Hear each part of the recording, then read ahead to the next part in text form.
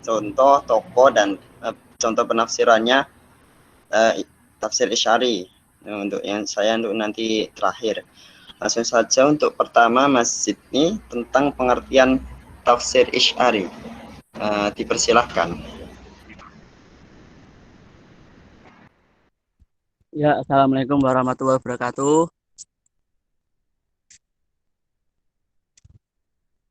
Pada kesempatan siang hari ini, saya akan memaparkan tentang pengertian tafsir Isy'ari dalam pandangan ulama.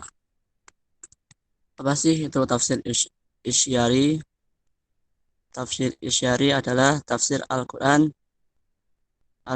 yang dalam kitab tafsirnya banyak difokuskan pada tasawuf atau kebatinan. Memahami ayat Al-Quran diperbolehkan dari makna yang tersirat atau makna yang diisyaratkan. Adapun pengertian tafsir Isy'ari dari para ulama, saya mendapatkan 3.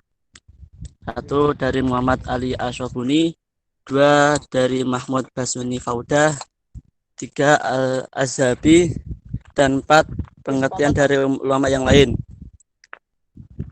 Yang pertama yaitu Muhammad Ali Asy'abuni dari kitab At-Tibyan fi Ulumil Quran, dengan mana penafsiran Al-Quran yang berlainan menurut zahir ayat karena adanya petunjuk-petunjuk yang tersirat dan hanya diketahui oleh sebagian ulama atau hanya diketahui oleh orang yang mengenal Allah, yaitu orang yang berpribadi luhur dan terlatih jiwa mujahadah, dan mereka diberi sinar oleh Allah sehingga dapat dijangkau rahasia-rahasia Al-Quran. Itu pengertian tafsir Isy'ari dari Muhammad Ali Asy'abuni. Sedangkan dari Mahmud Basuni Faudah, tafsir Isy'ari adalah pentakwilan ayat-ayat Al-Quran Al-Karim dengan pentakwilan yang menyalahi ketentuan dohir ayat karena ingin menemukan isyarat-isyarat tersembunyi yang nampak oleh mufassir penganut sufi tersebut setelah melakukan berbagai bentuk riyadhah keruhanian dengan Allah. Itu pandangan ulama dari Mahmud Basaudah tentang tafsir Isy'ari. Kemudian dari Al-Zahabi, tafsir Isy'ari adalah hasil riyadhah ruhiyah seorang sufi sehingga bisa menyingkap rahasia-rahasia dan iktibar dalam wujud isyarat yang suci yang muncul dengan sendirinya di dalam hatinya sebagai ungkapan dari terkuatnya rahasia ayat-ayat karena kemakrifatan Allah. Itu menurut Al-Zahabi. Sedangkan pengertian dari ulama yang lain, tafsir Isy'ari adalah tafsir yang mentakwilkan ayat tidak menurut zahirnya, menurut disertai dengan usaha penggabungan antara yang dohir dan yang tersembunyi. Itu pendapat dari pengertian dari ulama yang lain.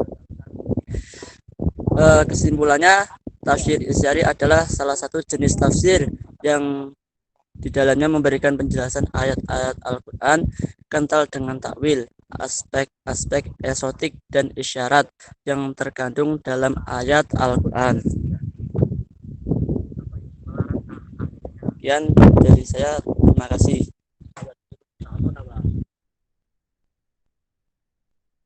Baik, terima kasih untuk Mas Sidni tentang pemaparannya tentang pengertian tentang tafsir Isy'ari. Selanjutnya dilanjut oleh Mbak Harinotus Suadah. Padanya dipersilahkan. Ya. Apakah suara saya terdengar? Jelas? Jelas. Dengar, Mbak. Ya. Oke. Saya di sini akan mempresentasikan tentang ragam penilaian ulama terhadap tafsir Isy'ari. Ada 2 pendapat mengenai penggunaan tafsir Isy'ari ini. Menurut para ulama, ada yang membolehkan, juga ada yang mengharamkan. Pendapat boleh saya ambil dari pendapat Ibnu Qayyim al-Jauziyah yang mengatakan bahwa tafsir Isy'ari bisa menjadi pegangan selama memenuhi 4 syarat. Tidak bertentangan dengan makna, termuat isyarat dalam ayat, antara penafsiran dan makna ayat terdapat hubungan yang mengikat. Seperti di contoh yang ditulis dalam kaidah tafsir oleh Profesor Quraish Shihab. Beliau menyebutkan juga maknanya lurus, tidak bertentangan dengan hakikat-hakikat keagamaan, tidak juga dengan lafadz ayat. Seperti jadi jangan sampai dalam contoh ini Quran surat Al-Ankabut ayat 69. Wa innallaha lama'al muhsinin. Dan sesungguhnya Allah bersama dengan orang-orang yang berbuat kebaikan. Lama'a ini secara maknanya la itu berkedudukan sebagai taukid untuk menekankan, dan ma'a itu maknanya adalah bersama. Tapi kalau dimaknai lama'a atau memberi cahaya, nah ini yang tertolak, yang tidak boleh digunakan dalam tafsir isyari karena sudah merubah maknanya dan lafadz Al-Quran. Begitu. Kemudian termuat isyarat dalam ayat. Ini contohnya dalam Quran surat At-Taubah ayat 123. Bismillah. A'udzubillahi minasyaitonirrajim. Ya ayyuhalladzina amanu qatilul ladzina yalunakum minal kuffar. Qatilul ladzina yalunakum minal kuffari wal yajidu fiikum ghilzah wa'lamu annallaha ma'al muttaqin. Wahai orang-orang yang beriman, perangilah orang-orang kafir yang ada di sekitarmu. Nah, ini dipahami sebagai isyarat untuk memerangi hawa nafsu, karena ia adalah musuh yang terdekat kepada seseorang. Ini dibolehkan. Kemudian pendapat dari Ibnu Arabi bahwa ucapan-ucapan para sufi dalam menafsirkan Al-Quran dapat dikatakan sebagai tafsir yang hakiki bagi makna-makna Al-Quran. Sikap Ibnu Arabi ini menunjukkan bahwa ia tidak mengingkari adanya kelimpahan dan isyarat-isyarat yang dianugerahkan oleh Allah kepada siapa saja yang dikehendakinya. Dan Allah akan memberikan kekhususan kepada sebagian hambanya dengan sebagian rahasia-rahasia dan hikmah-hikmahnya. Ini menggunakan dalil Quran Surat Al-Baqarah ayat 269 yang berbunyi, Bismillahirrahmanirrahim, yu'til hikmata man yasha, wa man yu'til hikmata faqad utiya khairan katsira, wa ma yadhakkaru illa ulul albab. Dan barang siapa yang diberi hikmah, sungguh telah diberi kebajikan yang banyak, dan tak ada yang dapat mengambil pelajaran kecuali orang-orang yang beramal. Kecuali orang-orang yang berakal. Nah, hikmah di sini kalau diambil dari tafsir Ibnu Katsir, dari beberapa riwayat, salah satunya dari Ibnu Abbas, hikmah ini adalah pengetahuan tentang Al-Quran. Dan ada juga dari riwayat Ibnu Murdawah yang mengatakan, dan ini riwayatnya marfu dengan Ibnu Mas'ud, salah satu mufassir juga pada zaman sahabat Rasulullah, mengatakan bahwa Rasul hikmati makhafatullah, yaitu puncak hikmah adalah takut kepada Allah. Jadi pendapat Ibnu Arabi ini membolehkan adanya pemakaian tafsir isyari ini bagi orang-orang yang memang dekat kepada Allah dan orang yang mendapatkan hikmah dari Allah, dan puncak hikmah adalah takut kepada Allah. Jadi ditafsirkan oleh orang-orang yang seperti golongan yang khusus. Kemudian selanjutnya yang pendapat haram, saya mengambil dari pendapat Al-Zarkashi, bahwa perkataan ulama sufi dalam menafsirkan Al-Quran sebenarnya bukanlah termasuk kategori tafsir. Itu hanyalah perasaan dan khayalan mereka ketika membaca Al-Quran.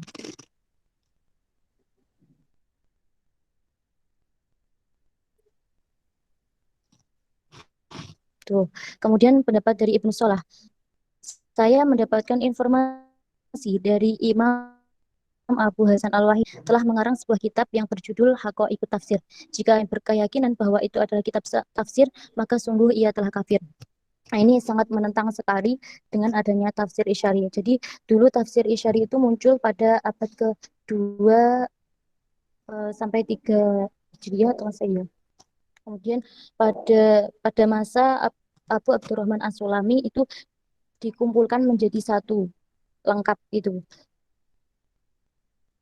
Lengkap tentang tafsir Isyari. Dan ini Ibnu Sholah menanggapi bahwa barang siapa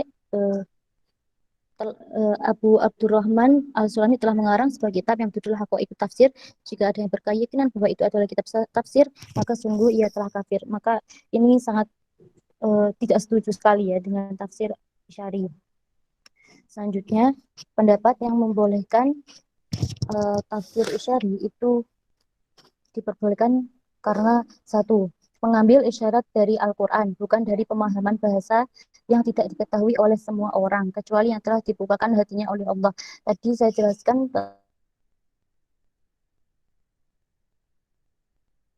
memiliki puncak hikmah, ketakutan, ketakwaan kepada Allah. Itu diperbolehkan mengambil isyarat dari Al-Quran. Kemudian tidak menginginkan makna zohir dengan mengamalkan makna batinnya. Yang ketiga, tidak mengingkari hukum-hukum syariat. Terus yang keempat, tidak keluar dari kaidah bahasa Arab dan syarat-syarat mufasir. Dan jadi tidak sembarang orang bisa menafsirkan dengan tafsir Isyari, karena mengingat bahwa tafsir itu bisa dibaca oleh orang yang bertakwa dan juga orang yang fajir atau orang yang banyak dosanya. Kemudian nomor 5, makna harinya. Nah, jadi dalam penggunaan tafsir Isyari itu masih ada hubungan antara makna zahirnya dengan makna batinnya atau makna yang di tafsir Isyari itu. Beda kalau sudah menggunakan tafsir batin, atau tafsir batin ini yang mengabaikan makna zahir sampai bisa dibilang seenaknya sendiri. Seperti itu. Tapi kalau tafsir Isyari masih memperhatikan makna zahir, juga menggunakan makna batin. Selanjutnya, ini tafsir Isyari dibolehkan dengan dibuatkan beberapa dalil. Yang pertama, di dalam Al-Quran terdapat ayat-ayat yang mengkritik orang yang tidak mau mentadabburi dan memahami Al-Quran. Dalam Quran surat An-Nisa ayat 82. Tuh. Kemudian yang kedua, apa yang ditetapkan dalam Al-Quran mencakup makna rahasia yang dalam. Makna tersebut tidak dapat dipahami dari makna zahirnya, tapi dengan isyarat yang didapatkan dari jalan makrifat dan pengetahuan dari Allah. Ini ada dalam Quran surat Al-Baqarah ayat 282. Wattaqullah wa yu'allimukumullah wallahu bikulli syai'in alim. Kemudian yang ketiga, asar dari sahabat. Nah, ini dari Abu Darda. Tidak dapat dikatakan seseorang itu sangat fakih sampai dia dapat melihat Al-Quran dari berbagai sisi. Kemudian dari Ibnu Mas'ud, barang siapa yang ingin mendapatkan ilmu yang awal dan akhir, maka dalamilah Al-Quran. Kemudian Imam Ghazali juga mendukung, membolehkan dengan tafsir Isyari. Beliau berkata tidak sampai maksud ayat itu jika hanya dengan makna zahirnya saja. Jadi makna batin itu juga penting. Kemudian dari Abdullah bin Abbas radhiyallahu anhu, saat diajak oleh Umar bin Khattab untuk menghadiri majelis para sahabat Nabi Shallallahu Alaihi Wasallam, ketika Umar bin Khattab menanyakan pendapat para sahabat mengenai surat An-Nasr ayat 1, maka sebagian mereka, sahabat Umar bin Khattab, menjawab, kita diperintahkan untuk bertasbih dan istighfar jika datang pertolongan Allah pada kita. Nah, sebagian yang lain itu terdiam, masih berpikir. Kemudian Umar bin Khattab itu menanyakan pendapat Ibnu Abbas. Ibnu Abbas itu kan mufasir dan pernah juga didoakan oleh Nabi Muhammad kan. Lalu Ibnu Abbas ini menjawab, surah tersebut merupakan tanda dekatnya ajal Rasulullah Shallallahu Alaihi Wasallam yang diberitahukan Allah kepadanya. Lalu Umar berkata, aku hanya mengetahui seperti yang kamu ketahui. Nah, ini dari asar sahabat yang mendukung adanya tafsir Isyari, diperbolehkannya tafsir Isyari. Kemudian yang keempat, riwayat para sahabat dan tabi'in tentang pembahasan dalam Fawaatihus Shawar. Contohnya Fawaatihus Shawar itu kan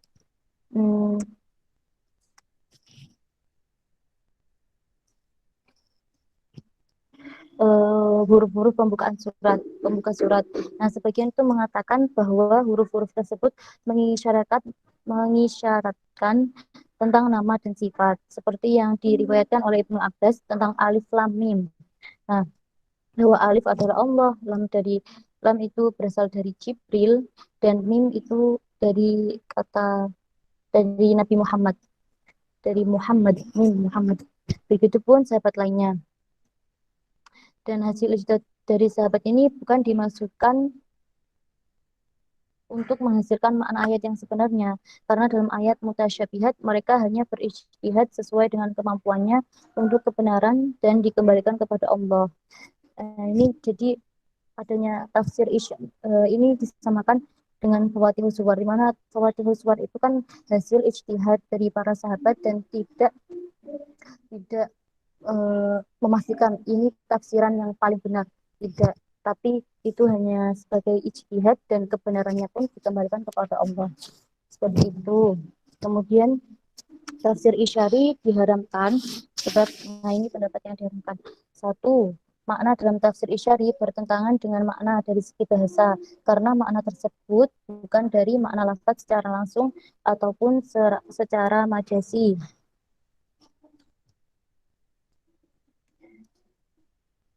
Nah, ini disanggah oleh pendapat yang membolehkan bahwa mengembalikan makna ayat kepada ahli bahasanya memang sebuah keharusan, tetapi yang mengingkari makna zahir ayat adalah madhab batini, madhab batin, atau tafsir yang menggunakan tafsir batin, yang mengakui bahwa makna ayat bukan dari zahirnya. Sedangkan tafsir isyari tidak pernah mengingkari makna zahir dari ayat tersebut, dan jika didapatkan isyarat dari suatu ayat, itu didapatkan dari memahami nas Al-Quran, bukan dari bahasanya. Jadi sanggahan para ulama ini. Kemudian yang kedua, makna dalam tafsir isyari adalah makna batin yang diperoleh setelah penyelewengan terhadap lafaz Al-Quran. Jadi ini diharamkan, pendapat yang mengharamkan, karena tafsir isyari itu katanya itu diperoleh setelah penyelewengan terhadap lafaz Al-Quran. Nah, kemudian disanggah lagi oleh yang pendukung tafsir isyari ini. Hal itu tidak benar. Alasan bahwa tafsir isyari mengambil makna batin adalah alasan yang lemah, karena terdapat perbedaan di antara keduanya. Jika ditakutkan bahwa takwil batin menyeleweng dari lafaz Al-Quran, maka itu tidak terdapat dalam tafsir isyari, karena tafsir batin hanya bersandar pada makna batin dan tidak menanggapi makna zahir. Nah, kemudian jika ditinjau dari segi tafsir isyari, maka ahli sufi tidak pernah menafikan makna zahir. Bahkan mereka semakin kuat untuk bersandar pada zahir syariat agar tidak menyeleweng dalam penafsiran. Kemudian yang ketiga, makna isyarat dalam Al-Quran tidak bersandar kepada suatu dasar ilmu dan bukan dari asar yang harus diikuti karena bersumber dari orang yang paling mengetahui tentang tafsir serta tidak mengikuti pendapat muktamad untuk berijtihad. Tetapi makna isyarat tersebut hanyalah perasaan-perasaan yang ditemukan dan jauh dari pemahaman secara bahasa, akal maupun riwayat. Nah, ini disangka lagi bahwa para ulama tafsir isyari telah meletakkan cara-cara dan karakteristik agar menjaga dari pemikiran-pemikiran aneh yang tidak sesuai dengan syarat. Hanyalah hasil dari ilham dan kasyaf. Dan ilham bukanlah sebagian dari sumber makrifat. Maka ilham tidak bisa dijadikan sebagai hujah syariat dan tidak bisa dijadikan sebagai hujah untuk menafsirkan Al-Quran. Ilham tersebut telah tercampur antara khayalan dan kebenaran, maka tidak bisa digunakan untuk menafsirkan. Nah, yang pendapat ini tafsir syari diharamkan sebab itu ilham yang digunakan ahli sufi dalam memakai tafsir isyari, menafsirkan ayat dengan isyari, itu telah bercampur antara khayalan dan kebenaran, jadi tidak bisa digunakan untuk penafsiran. Nah, kemudian dijawab oleh ulama yang membolehkan tafsir isyari ini bahwa kaum sufi sangat berhati-hati sekali dalam menjaga isyarat tersebut, dan sebagian mereka menyebutkan tafsir zahir dari ayat, seperti yang disampaikan pada pembukaan tafsirnya. Jadi, mufasir sebelum menulis tafsir Isyari itu di awalnya sudah dikatakan bahwa penulis itu juga mengikutkan makna zahirnya, bahwa makna yang disampaikan bukanlah penafsiran melainkan isyarat atau makna tambahan dari makna asli. Dan ini termasuk kehati-hatian dari mufasir tafsir Isyari. Seperti itu.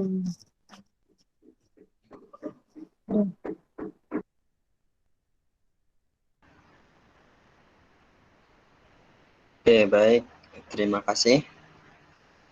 Selanjutnya saya lanjutkan tentang tokoh tokoh, contoh penafsiran dan kitab-kitab karyanya gitu ya. Tafsir Isyari, contoh penafsiran tokoh dan karyanya. Untuk yang pertama adalah tafsir Ibnu Arabi, merupakan buah karya Abdullah Muhammad bin Ahmad bin Abdullah Muhyiddin Ibnu Arabi, wafat pada tahun 238 Hijriah. Beliau ini juga dijuluki dengan Syekhul Akbar. Kalau di kitabnya tertulis Syekhul Kabir Al-Arif Billahi Ta'ala gitu. Kemudian tafsir Ruhul Ma'ani atau tafsir Al-Alusi. Karya Syihabuddin Al-Sayyid Muhammad Al-Alusi Al-Baghdadi, wafat pada tahun 1270 Hijriah ya. Ya, sebuah kitab tafsir sufi yang disusun oleh Syihabuddin Muhammad Al-Alusi. Tafsir ini termasuk kategori tafsir yang besar dan luas serta lengkap. Di dalamnya dijelaskan riwayat-riwayat salaf. Selain itu disebutkan pula pendapat-pendapat ulama khalaf yang mutabar. Kemudian tafsir Al-Tusturi juga dikenal dengan tafsir Al-Quran Al-Azim. Karya Abu Muhammad Sahal ibnu Abdillah Al-Tusturi, wafat pada tahun 283 Hijriah. Tafsirnya tidak mengupas semua ayat-ayat Al-Quran, meskipun lengkap menyebutkan surah Al-Quran. Tafsir ini telah menempuh jalan sufi, namun disesuaikan dengan ahli zahir.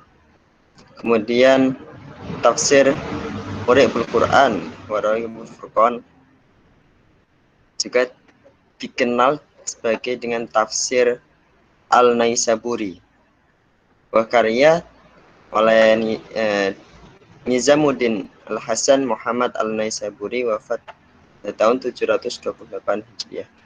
Tafsir ini cukup terkenal dan mudah dipahami karena ditulis pada bagian tepi tafsir Ibnu Jarir At-Tabari. Ungkapan bahasanya mudah, selain itu pengarangnya mentahqiq mana yang perlu ditahqiq itu. Selanjutnya tafsir Subayan fi Haqaiq Al-Quran, merupakan karya dari Abu Muhammad Rusbihan bin Abi Al-Nasr Asy-Syairazi, wafat pada tahun 606 Hijriah. Kitab ini berjumlah sekitar 2 juz, namun dimuat dalam 1 jilid. Sekalipun penulisnya meyakini bahwa penafsiran zahir ayat menjadi perhatian lebih dahulu, namun dalam tafsir ini seluruhnya dilakukan secara arah dan tidak menampilkan makna zahir gitu. Kemudian Haqaiq Tafsir disusun oleh Abu Abdurrahman Muhammad bin Husain Al-Azdi, wafat pada tahun 412 Hijriah. Kemudian tafsir Al-Ta'wilah Al-Najimiyah. Tafsir Al-Ta'wilah Al-Najimiyah karya dari Najmuddin Dayah dan Ahmad Daulah Al-Samnawi. Tafsir yang berjumlah sebanyak 5 jilid yang pada awalnya disusun oleh Najmuddin Dayah. Namun ketika menyusun jilid keempat, tepatnya pada ayat 17 dan 18 surah Al-Zariyat, beliau sudah meninggal dunia. Kemudian diteruskan oleh Ahmad Daulah Al-Samnawi sebagai penyempurna tafsir. Kemudian juga tafsir Faidur Rahman ya, tafsir lokal itu juga salah satunya juga terdapat makna Isy'ari dalam penafsirannya dalam tafsir Faidur Rahman. Kemudian yang terakhir tafsir Al-Bushairi, tafsir atau dikenal sebagai tafsir Lataiful Isyarat karya Abu Qasim Abdul Karim bin Hawazan bin Abdul Malik bin Tolhah bin Muhammad Al-Naisaburi Al-Qusairi yang lahir sekitar tahun 1986 Masehi atau 376 Hijriah. Yaitu mungkin sebagian dari contoh juga tokoh juga sekaligus karyanya tentang tafsir Isy'ari. Kemudian selanjutnya contohnya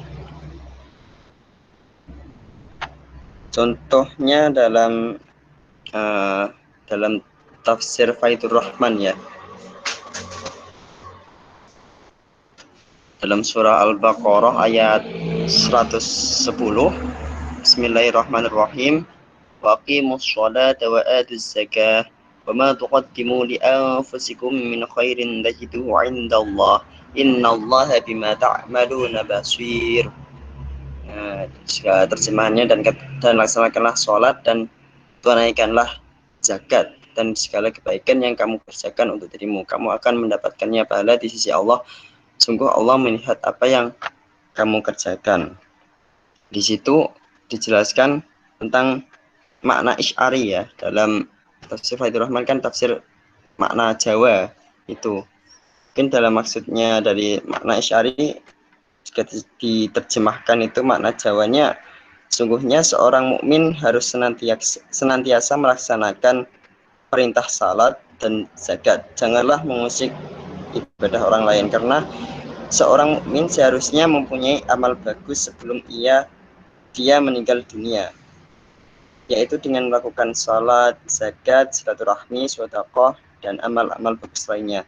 Sesungguhnya seorang yang sudah diberi hidayah oleh Allah akan senantiasa melaksanakan salat dan zakat sesuai yang diajarkan oleh Allah di alam azal.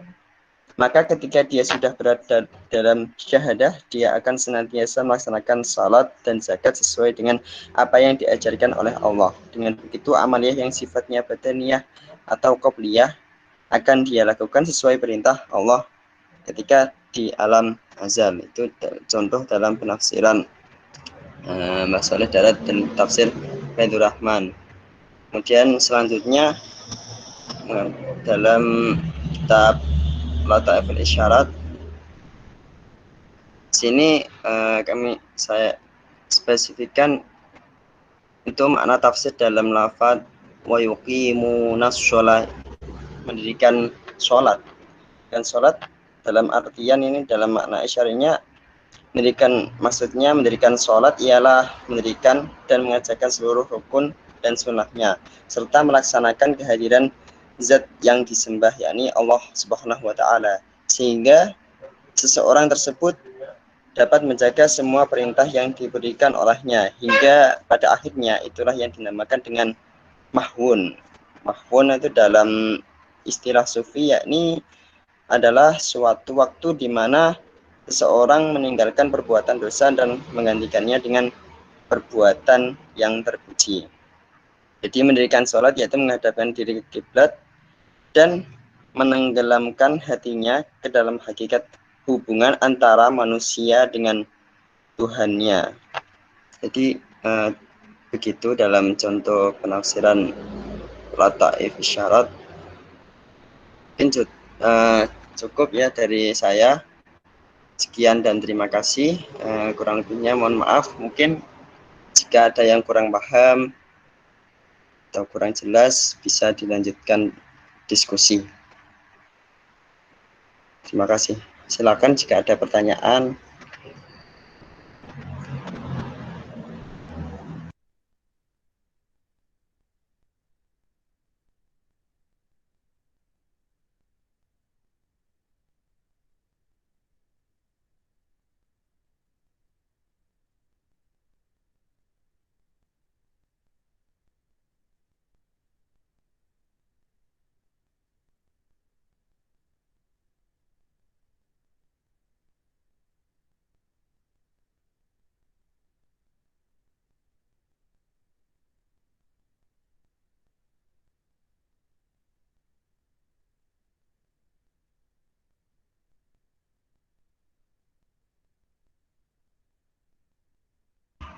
Halo, bagaimana ini? Apakah diselesaikan atau ada pertanyaan atau bagaimana? Monggo dari teman-teman.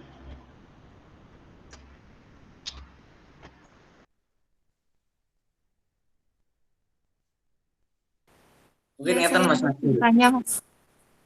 Oh iya wes. Iya, sama saya. Mbak Biarin Erni. Ikam dulu. Masih kam, pripun? Loh, Mbak Erni we. Oh iya. Oke, Mbak Monggo Erni, Ikam monggo. dulu aja. Tafadhol ya Ukti. Mas, Umuti. sebelumnya mau bertanya, Isyari ini kan masuknya ke sumber penafsiran ya. Seperti yang kita ketahui, sumber penafsiran itu ada 3, biroi, biriwayah, dan yang ketiga ini dengan isyari atau yang didasarkan dengan ilham. Pertanyaan saya adalah, mengapa ini tidak dimasukkan ke biroi saja? Mengapa kok jadi ada 3 begitu?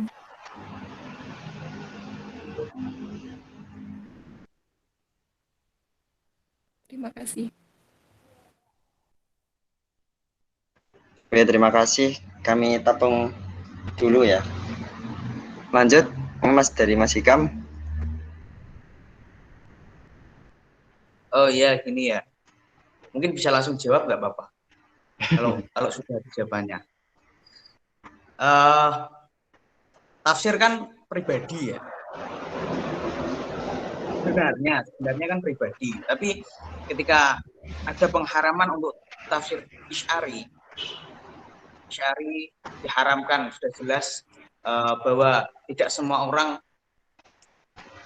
bisa untuk mengakses tafsir Isyari.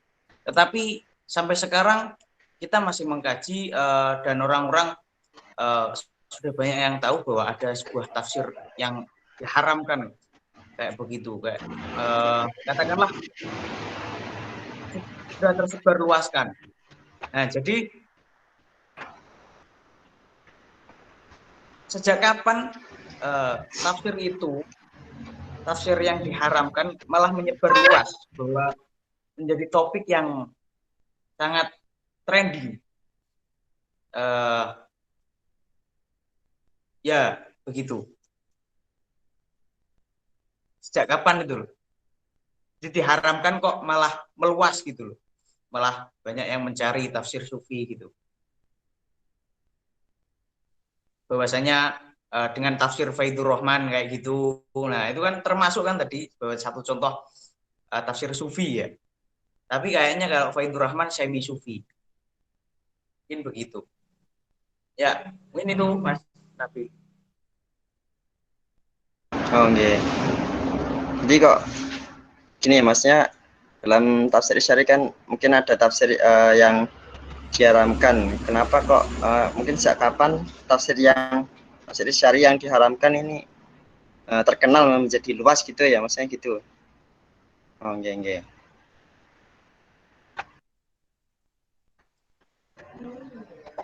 Lainnya,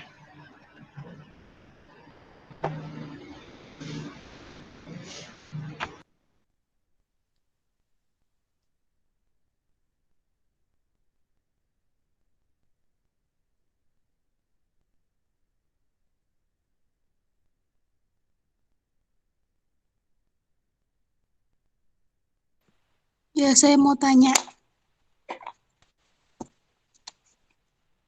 Halo, oke, monggo.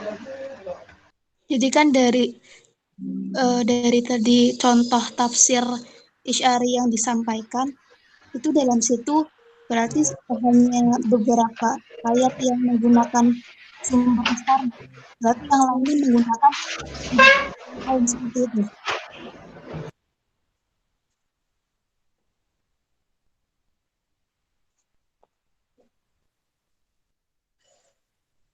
Halo, oh, mungkin bisa diulangi lagi, maaf. Ya, jadi dari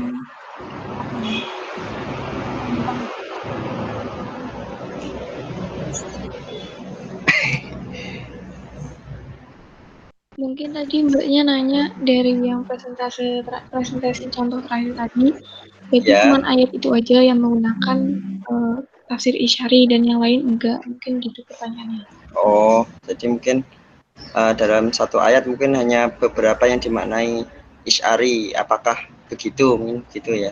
Iya, Ya, dari contoh terakhir tadi. Oh, tadi ya, kan ya. bentar. Tadi dalam karya-karya yang disebutkan tentang tafsir Ibnu Arabi, Ruhul Ma'ani dan lain-lain. Ya. Apa ya? Mungkin itu berarti beberapa ayat saja yang ditafsirkan menggunakan metode tafsir Isy'ari. Berarti Isy'ari yang ya. menggunakan sumber yang lainnya seperti itu. Sumber bukan Isy'ari, melainkan kayak Ibnu Maksur atau Bira'i. Oh, ya, ya. Ya. Bisa pahami.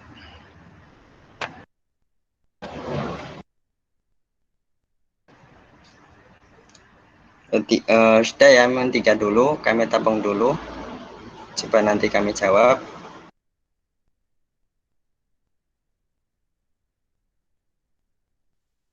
Sambil menunggu jawaban, mari kita nyanyi bersama. Ya, Mas Hikam nyalakan gitarnya. As, Zidni ngopo meneh.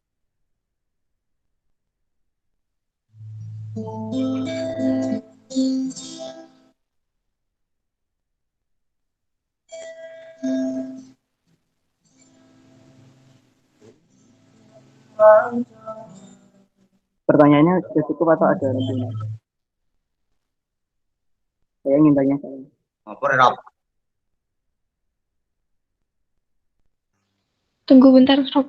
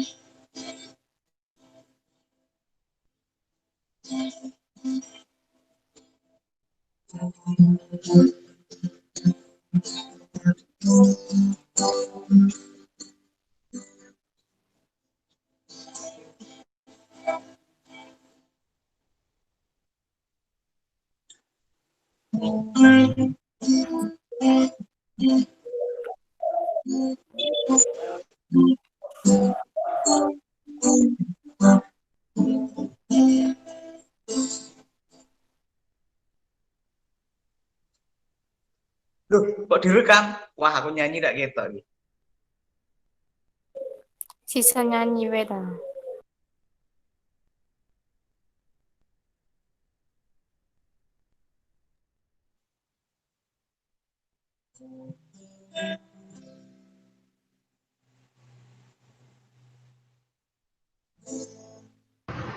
Oke ya. Mungkin untuk halo Mas Sidney, Mbak Harir, makalah.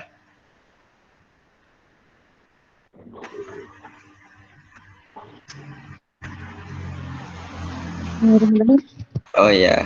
Izin Monggo. menjawab dari Ya. pertanyaan saudari Hermi Ansa tentang kenapa tafsir Isyari tidak dimasukkan dalam kategori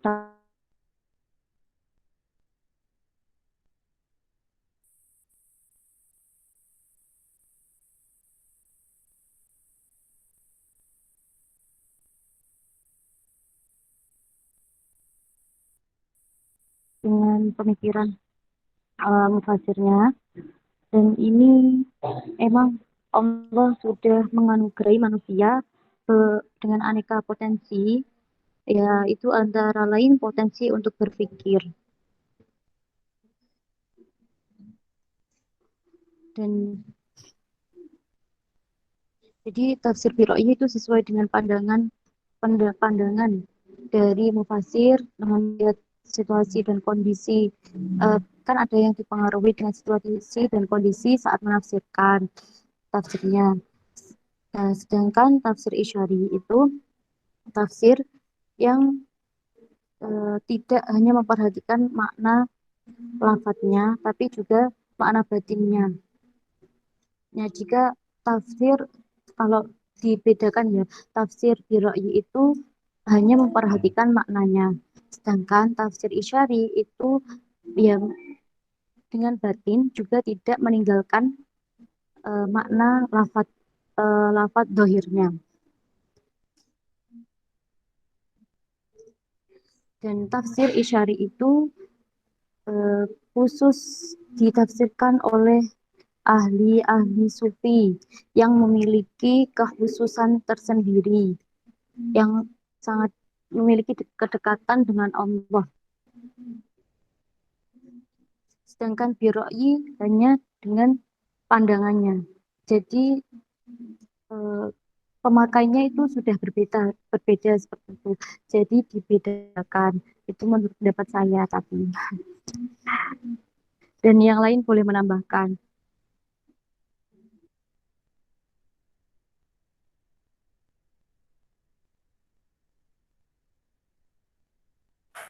Terima kasih Mbak Harriet. Kalau boleh menanggapi, boleh bertanya lagi.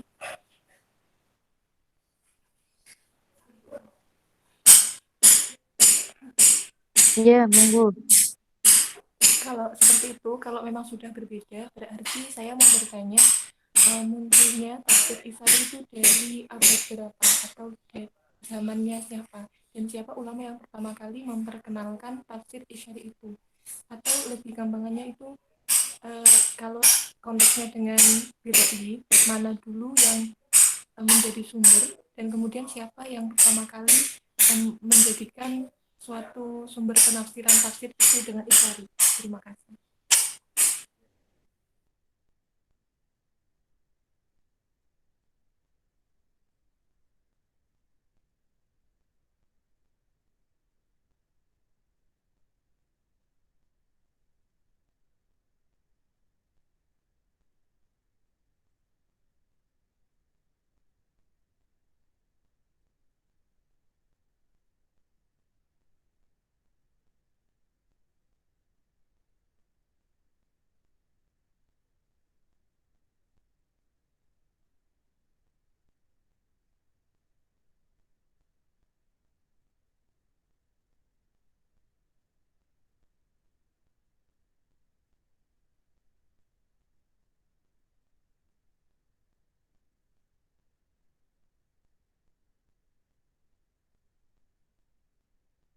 Saya akan mencoba menanggapi dari Mbak Hermi Anissa ya. Mungkin sejak kapan penafsiran Isyari itu ada ya? Saya menemukan sebuah ada di sebuah literatur. Jadi ini saya pahami sejak zaman sahabat ya. Sejak zaman sahabat itu sudah ada. Dalam literatur itu menjelaskan tentang hadis riwayat Bukhari yang dimukakan oleh, dijelaskan bahwa Ibnu Abbas berkata, Umar bin Khattab mengajakku bergabung bersama tokoh-tokoh perang Badar. Di antara mereka ada yang keberatan dengan kehadiranku dan berkata, mengapa engkau mengajak anak kecil ini bersama kami padahal kami mempunyai beberapa anak yang sebenarnya dengannya? Umar menjawab, ia adalah orang yang kau kenal kepandaiannya. Pada suatu ketika aku dipanggil untuk gabung dalam kelompok mereka. Jadi Ibnu Abbas berkata, aku berkeyakinan bahwa Umar memanggilku semata-mata untuk diperkenalkan kepada mereka. Umar berkata, apakah pendapat kalian tentang firman Allah, yakni surah Al-Nasr ya. Al-Nasr idza jaa nasrullahi wal fath ila akhirih. Di antara mereka ada yang menjawab, kami diperintahkan untuk memuji dan minta ampun kepada Allah ketika mendapat pertolongan dan kemenangan.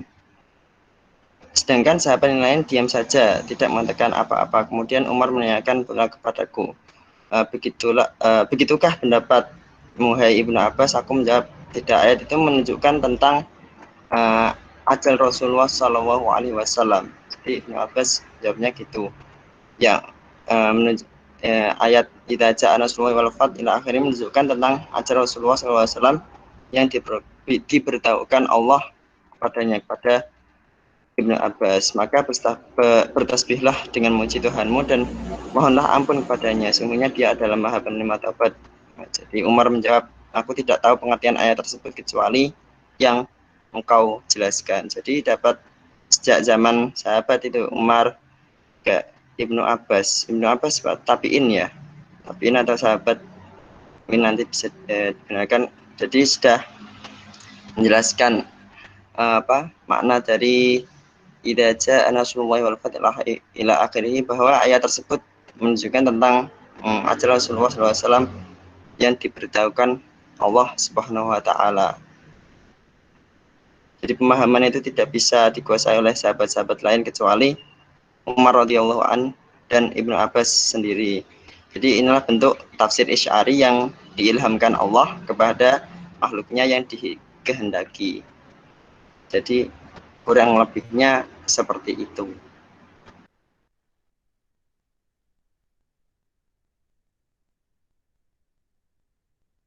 Terima kasih.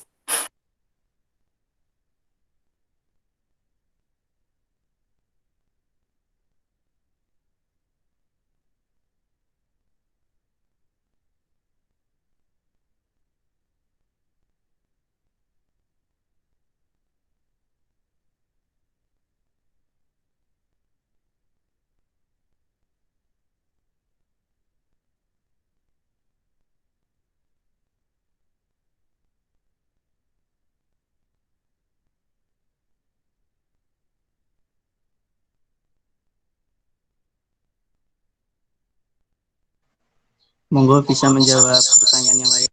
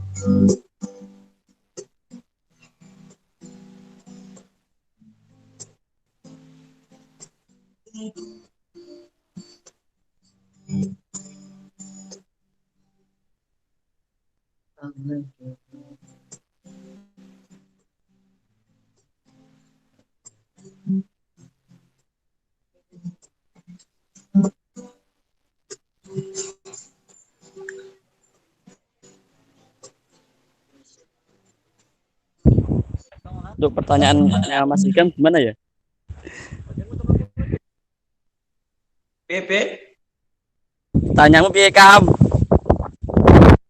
Gini loh Zid, pertanyaannya Mas Hikam tadi, yaitu dalam tafsir Isy'ari kan tadi ada yang diharamkan.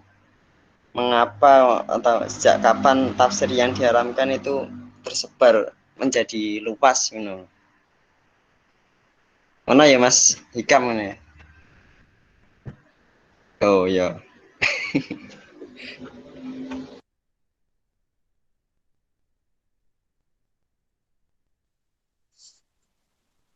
santai we, semua pertanyaan itu asal kok.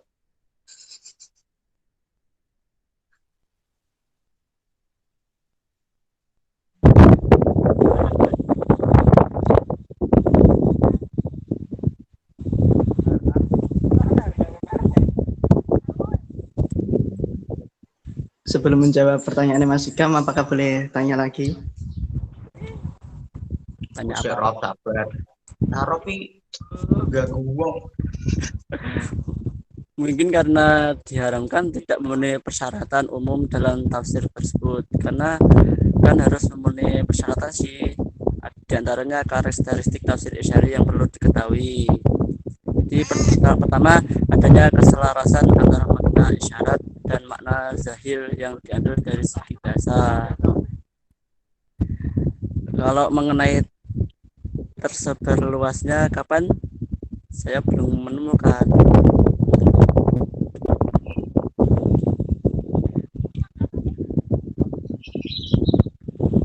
Kalau tapi gini, kalau semua tafsir kan memang perlu persyaratan ya dari orangnya yang menafsirkan, terus dari tafsirnya sendiri. Tapi kan bahwa ada sebuah karya yang itu memang tafsir, bahwa semua orang itu bisa menjadi mufasir, tapi persyaratan menjadi mufasir itu tidak mudah. Nah, tetapi ini adalah tokoh di mana yang sudah menciptakan karya-karya itu, tafsir Isyari, yang kelompok tafsir Isyari, tafsir Sufian, itu kan sudah real, sudah nyata. Tapi begitu kan sudah mumpuni dong persyaratan tersebut.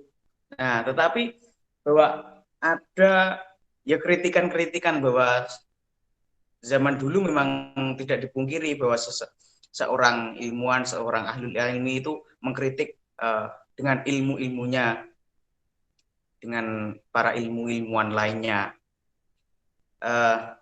dan tapi kok sampai sebegitunya, terus ada yang mengharamkan dana begitu. Tapi kan jika mungkin untuk membahas bukan untuk diperluaskan, itu kan boleh ya untuk pribadi. Ketika kita membaca tafsir Isyari itu boleh lah ya. Boleh ya? Boleh dong.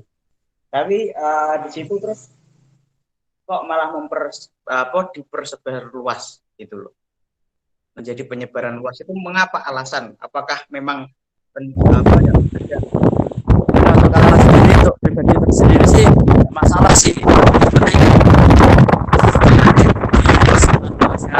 Mungkin dilihat dulu dia itu dari mana dulu. Barangkali yang menafsirkan tuh dari beberapa orientalis. Kalau masih kamu mempunyai contoh tafsir Isyari yang diharamkan, boleh dikasih tahu. Ya itu tadi tafsir Isyari yang bentuk Faidur Rahman, punyanya Mbah Soleh Darat, itu kan kita malah mengkaji yang itu tuh. Itu kan salah satu contoh.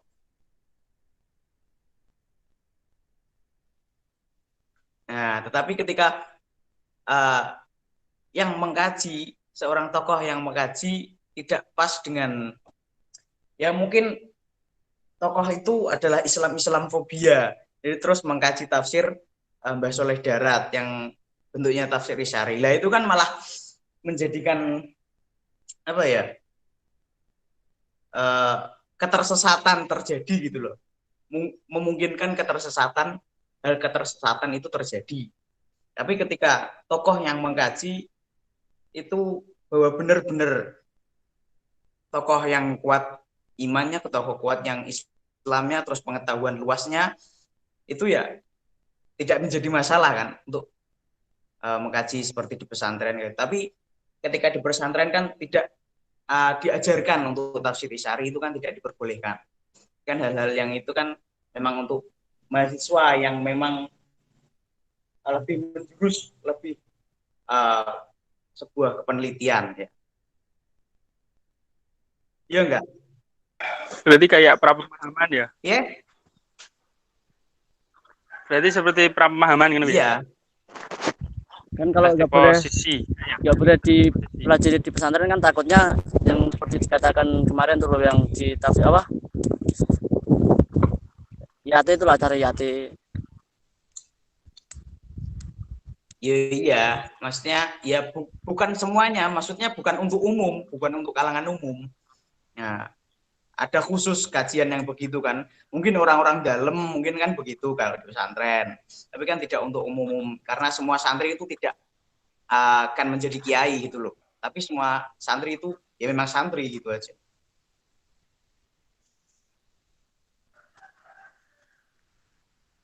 Ya, berarti kayak sesuai tingkatannya kayak gitulah. Ya. Jadi intinya?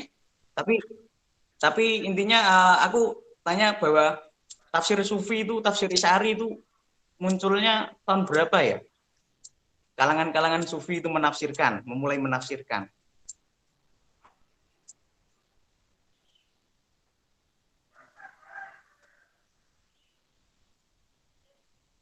Mungkin bisa dicari tafsir Isyari yang tertua, jenis Isyari yang tertua. Lihat tahunnya. Wah, gue malah kayak ngene apa jenenge penyelidikan latar belakang tokoh sing diteliti karo Pak Loh, yang namanya penelitian kan begitu. Pak sapa jenenge? Semone. Rahmat. Kak sing penelitian hadis sufi, hadis yang diriwayatkan oleh sufi gitu. Pak Tajuddin. Tajuddin. Heeh. Nomor makhluk, Pak. Monggo Mas Jidni nek menawa entuk.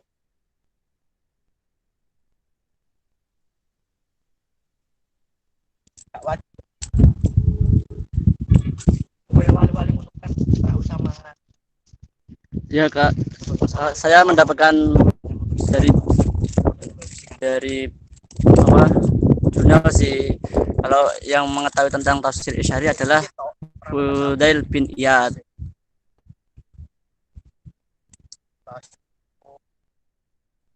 Mungkin dari beberapa teman yang lain tahu Allah mengetahui kapan sih tafsir Isyari itu dimunculkan.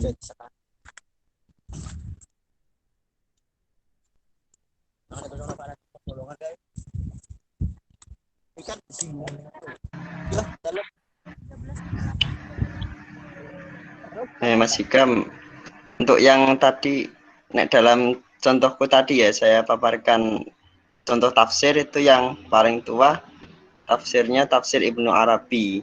Maksudnya paling tua Ya. wafatnya tahun 238 Hijriah. Maksudnya yang saya dapatkan contoh diantara itu tafsir-tafsir yang lain. Mungkin juga kurang tahu juga kalau ada yang sebelum itu atau tidak, belum saya cantumkan contohnya lagi, kurang tahu. Ya karena memang tafsir ya apa Ibnu Arabi kan tokoh sufi. Nah, nggih. Tokoh sufi.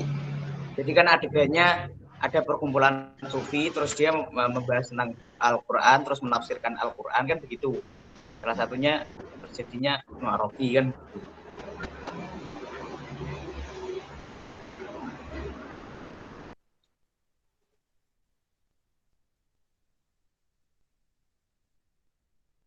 Oh ya, mungkin bisa dilanjut pertanyaan yang lainnya ya. Tidak apa-apa, lanjut mau.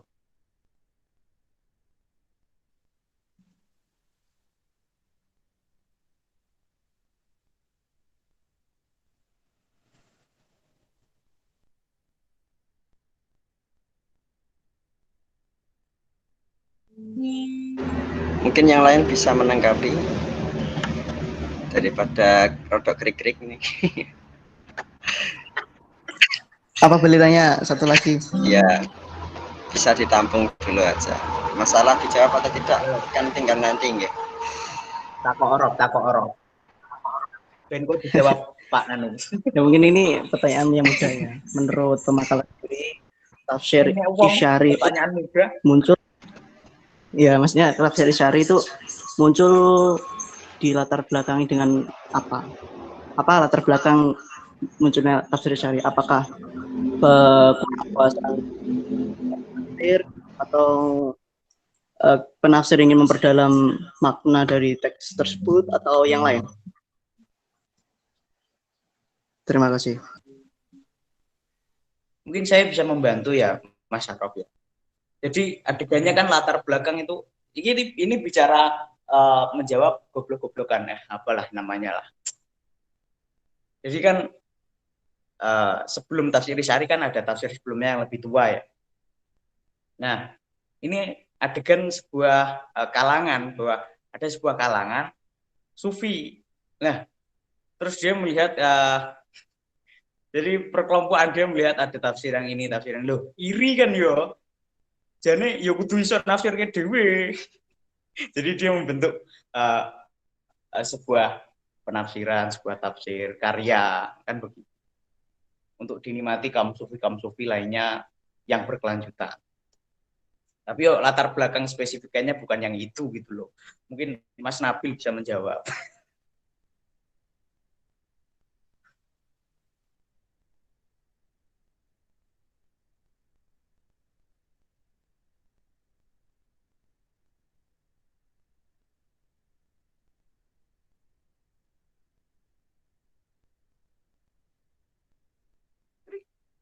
Jadi masih dua pertanyaan ini belum terjawab. Apakah dalam tafsir Isyari itu hanya ada beberapa ayat saja yang ditafsirkan dengan metode Isyari? Dan juga tadi terakhir, latar belakang munculnya tafsir Isyari itu bagaimana?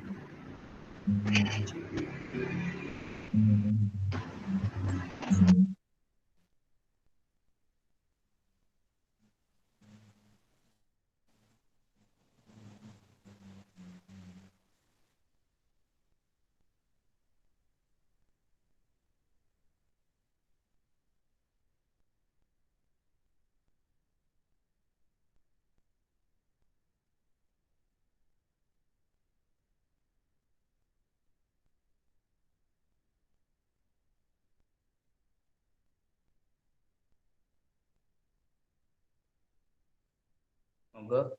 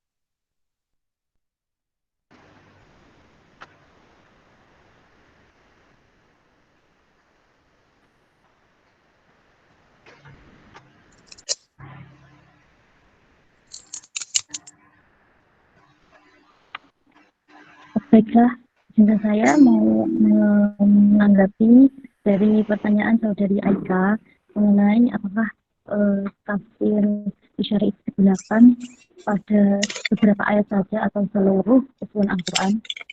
Nah, jadi pada tafsir Isyari pada abad keempat Hijriah itu para ulama yang menafsirkan dengan Isyari itu melakukan dengan pengumpul, yaitu yang pertama mengumpulkan perkataan dan riwayat yang berhubungan dengan tafsir Isyari. Nah, jadi pada masa itu masih dikumpulkan per bab, ya, masih dipisahkan per bab. Kemudian dan itu belum seluruh Al-Quran. Kemudian pada masa selanjutnya itu tidak banyak menyebut makna zahirnya, lebih fokus pada makna batinnya, tapi tidak meninggalkan zahirnya ini. Nah, terus pada masa Imam Qushairi, beliau itu menuliskan tafsirnya itu keseluruhan ayat Al-Quran didasarkan pada ilham dari Allah. Jadi bisa disebutkan bahwa Imam Qushairi sudah menafsirkan semua ayat Al-Quran dengan Isyari, metode Isyari ini. Dan itu juga diikuti oleh Imam Ghazali. Seperti itu. Terima kasih Mbak Harir.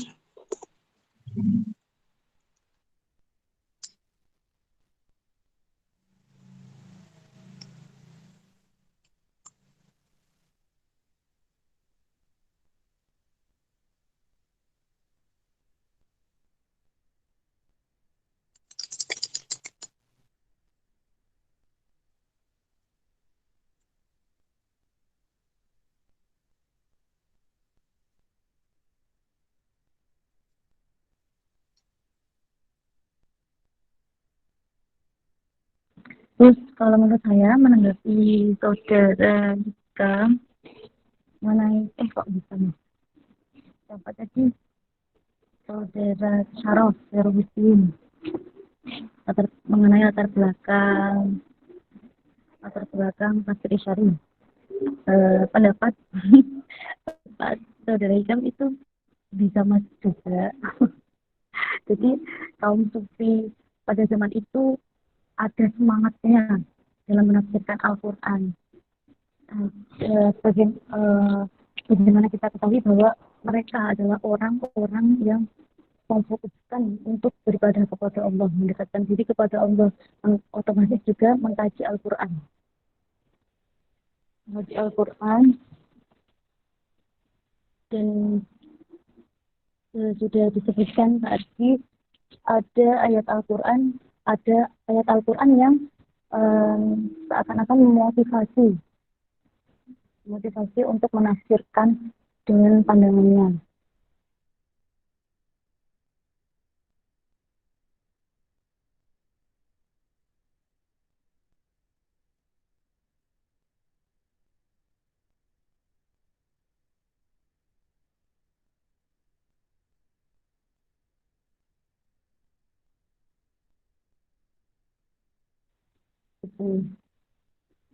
Maka apakah mereka tidak memperhatikan Al-Quran?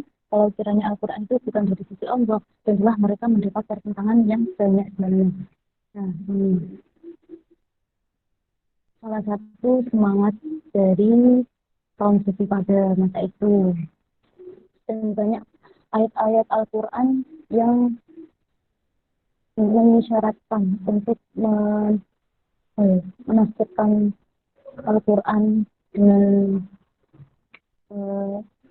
makna batinnya untuk mentadabburi lebih dalam seperti itu. Dan tafsir Isyari itu tadi menanggapi juga saya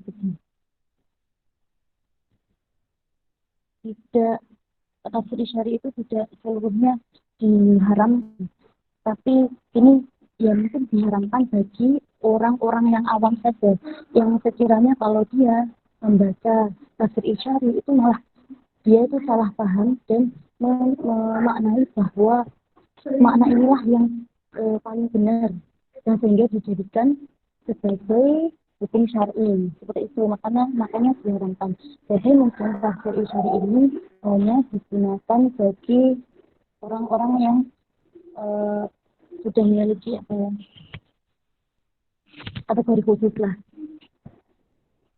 yang sudah paham mengenai tafsir seperti itu.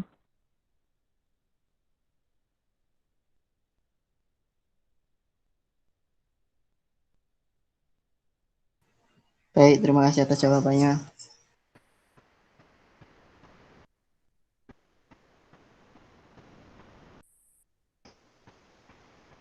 Saya kira sudah terjawab semua ya. Bagi yang bertanya tadi. Iya, bertanya. Iya, terjawab. Yang sudah bertanya sudah terjawab, saya kira begitu.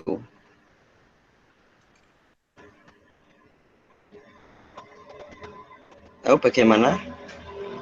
Sudah ya atau bagaimana ini? Tapi gini, Bill. Oke. Ini Mas Nabi. Saya punya satu problem. One problem in my brain itu gini.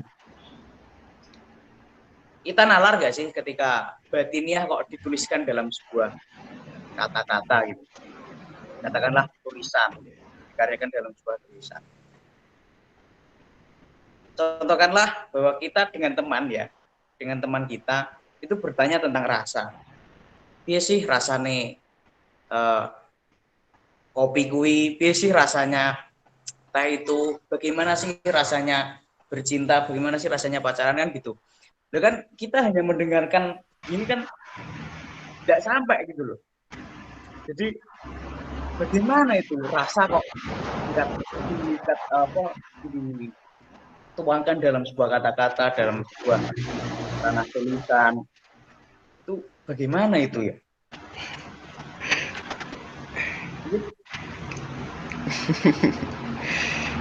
Pemikiran mendalam ini.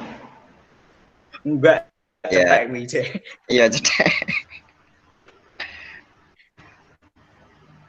Jadi mungkin kalau kita punya perasaan sulit untuk dituliskan. Jadi terus mengapa Nah, kalau iya kan katakanlah andai kan mereka berkata pasti bullshit dong. iya. Bohong. 99% pasti bohong. Karena kita tidak mencobanya sendiri kan begitu.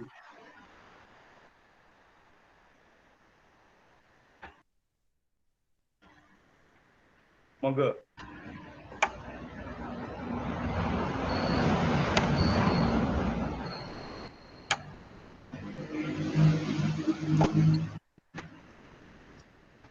Mungkin monggo juga yang lain masih